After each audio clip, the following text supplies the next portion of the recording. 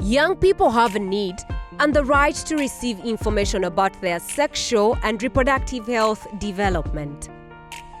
Access to information on life skills, emotional and physical changes during puberty, and sexual relationships will help boys and girls to make conscious, healthy, and informed decisions. To achieve this, Straight Talk Foundation, a Ugandan communication for development non-government organization in Uganda, focuses on activities and interventions that aim at improving the SRH and well-being of young people for adoption of health behaviors in Uganda through advocacy, evidence-driven communication, and youth-friendly service delivery. STF, with support from Rutgers, has been implementing a 5-year Get Up, Speak Out GUSO project that seeks to empower young people to voice their rights, have access to quality SRHR information and education through diverse channels, linking young people to access youth-friendly SRHR services, and also working with leaders and authorities to improve social-cultural, political and legal environment for gender-sensitive, youth-friendly services. The GUSO project has been implemented in 4 selected districts of Bugiri, Iganga, Jinja and Mayuge. However, under the Straight Talk Foundation, the districts of focus were Iganga and Bugiri. These were chosen based on poor SRHR performance indicators such as early marriages and high teenage pregnancy rates, standing at 30.1%.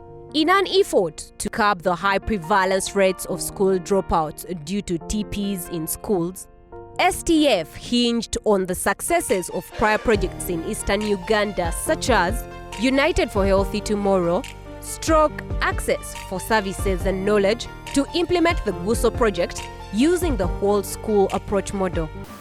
Straight Talk Foundation has had a strategic partnership with the Dutch Ministry of Foreign Affairs through one of our partners, Rutgers. And we've been implementing the Get Up Speak Out program.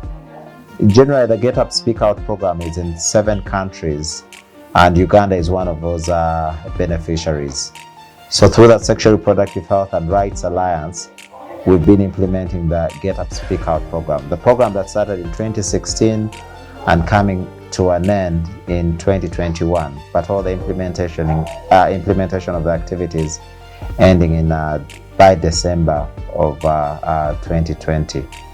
So we've had several partners like Reproductive Health Uganda, Uganda Network of Young People Living with HIV and AIDS, NAFOPHANU, Ahand Uganda, UNIPA, Family Life Education Program in Jinja. And we've worked so hard to ensure that sexuality education, sexual reproductive health and rights information is integrated within the school environment and the out-of-school environment for the young people. This program has actually helped us because our children are made to understand themselves. Because one of the challenges that we have in this district is that when you talk about sex and sexuality, people don't understand it. They think it is something that should not be talked about at all. In fact, the children are left to find out, to discover on themselves. And that's a challenge. Leaving children to discover on their own, and then discovering from fellow children, which children might even mislead them. We, the mature people, are simply looking on. But with the coming up of this program, it has actually helped us in a number of ways. First of all, even the teachers are now free to talk to these learners. And when they talk to the learners appreciate, they accept that these things are there in life. For example, menstruation among the girls. Menstruation is one of the things that has been making the number of girls go down in school. Because if a girl is beginning her menstrual cycle, it is something that is traumatic to her. She needs support. But with this program, Some of these things have been handled by the teachers, by fellow learners. We even have schools that have gone ahead to organize making of locally made pads. So you find a boy making a pad for a girl, and that is good. They are giving support to each other. This has not been easy, like we're not talking about sexuality education within our context. Many times there's a lot of misunderstanding. But we've been able to partner with at the national level with the Minister of Education, Minister of Health, and at the grassroots we've been able to work so well with the different departments of health, education, and community development. We've done a lot. One, to build their capacity to understand what sexual reproductive health and rights information is about. So at the beginning, we had to do a lot of value clarification and attitude transformation engagement, such that the program is understood, such that the people know that we're not about spoiling the children, but bringing the right information they need to grow up, to make healthy decisions, but also to grow up as responsible adults. Before this project came to Iganga, we had very high teenage pregnancies. We had high dropout rates in Iganga and in the region. Most of our children were dropping out, they were not going to school. Our teams in the field, the health workers, did not have adequate knowledge on how to handle these young people. The project came, we appreciate the support they have given. It has turned around this district. Our health workers have been equipped, they now know how to handle the young people. 2017 netutrainingibwa n'aba GUSO engeri egy'okuhandolingamu abavubuka bano. Kyatukola bulungi nti twafuna amagezi ag'okusobola okukolagana n'abavubuka okututegeera. Natrainingibwa nga nze omuntu ate era ne baddamu ne batraininga, twatraininga bane bannanga abalala, omulala waali ndowooza naye ajja kujja ayogereko. N'abalala eddwaliro lyonna ne litrainingibwa engeri y'okuhandolingamu abavubuka bano. So we've done a lot, and the work that we've done with the many partners, as a model, we worked with what we call the whole school approach. And the whole school approach has about five areas of engagement. One that looks at the management of the schools to be able to support adolescent sexual reproductive health and rights information within their context of the school. It also looks at access to youth-friendly services and evidence-based comprehensive rights information or education. We're also looking at the parents. How are the parents involved in the work? Because we know at Straight Talk, if we do a lot of work and the parents do not understand what we're doing, they're not supporting their young people, then our work becomes very, very difficult. So we've worked a lot in terms of doing dialogues, in terms of interaction with the parents at the school and at the community to ensure that the parents support the work of young people knowing sexuality education, understanding their bodies, understanding issues of menstrual health, issues of relationships. There's a lot about the capacity of teachers. So another pillar looked at building the capacity of teachers. The teachers to be able, one, to understand what sexual reproductive health and rights information is about, but also to be able to help their learners, the learners in the schools. We know that the young people spend a lot of time in schools, not even at home, but it's important that the capacity of the teachers is built. Actually, before GUSO or Straight Talk entering our school, we had the challenges that we could not undergo, and we had no solution because by that time we had no knowledge about how to deal with such cases. Case in point, people thought that if you become, it's like you come out as a teacher, your work is to handle classroom and giving knowledge that you're supposed to give. Let us talk of now, if I'm a geography teacher, what I was supposed to do was to deal with only solving problems in California and leaving our students there. But as we talk now, as GUSO came in, actually, I was one of the people who were taken for the training in 2017 16, where we got knowledge of handling the younger people as the sexual reproductive health rights were concerned. And as we talk now, basing on what we used to call, or what we call now, the whole school approach, starting with the students, there were knowledge that they were imparted with.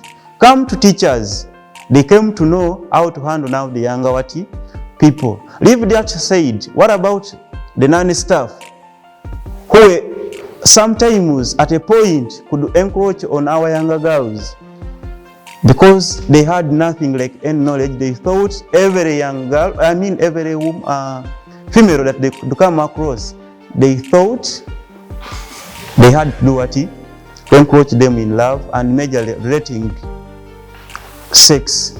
But with GUSO and its trainings, first of all, we started with our students, where we had to impart them skills, life skills of knowing whom they are, where they come from, or where they are, and whom they share with, and what. I came here in the year 2015, and I found the place somehow in a total mess. This one is a place where children were being married off at tender age. There was a lot of teenage pregnancy, and children were not catered for well by the parents. Even provision of meals at school was just news. This circumstance was actually very hopeless. I thank God that Street Talk came in. And when GUSO called us, I realized that I got the answer for the problem surrounding the school. In the first instance, we started a strategy to sensitize the parents.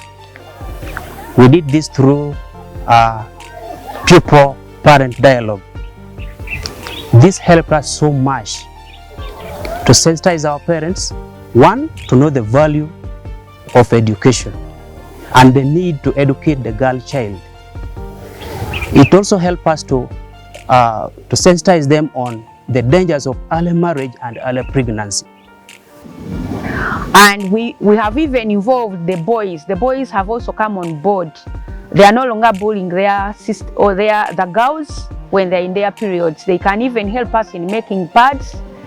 They contribute, and they also have to cut and sew together with the rest of the learners. We've also told them that this is normal to them, to the girls, so the boys shouldn't bully them around. So even if a girl is experiencing her periods, you find that the boys will not bully that girl. They will not laugh at the girl. They will just encourage that person who is going through that period. Is I, as a teacher, I've learned also that if you interface with these learners, if you are free with them, you give them really the right information they need, they will help you to discover the problems they are going through.